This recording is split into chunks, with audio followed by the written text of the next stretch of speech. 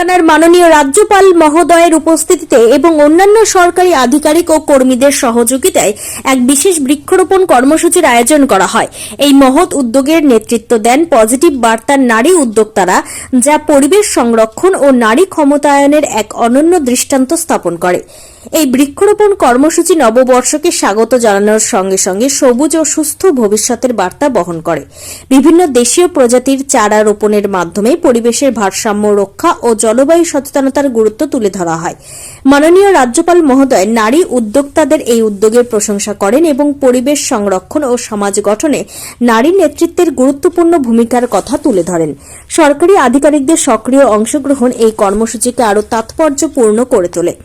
Positive বার্তার এই উদ্যোগ নববর্ষের সূচনায় পরিবেশ সচেতনতা ও নারী শক্তির সমন্বয়ে আশার আলো জ্বালিয়ে দেয় এবং একটি টেকসই ভবিষ্যতের পথ দেখায়।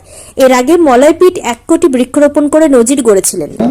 এবং সকল ছাত্রছাত্রী এবং মাস্টারমশাই সকলকে অনুপ্রাণিত করছি। এই মাটি থেকে ভেবেছি এই জিনিস হয়নি, হবে না, হয়ে যাবে, এ কথা আমি বললাম। এটা হয়ে যাবে, আমরা পারবই। সকলের অংশগ্রহণ আন্তরিকভাবে কামনা করছি। নমস্কার।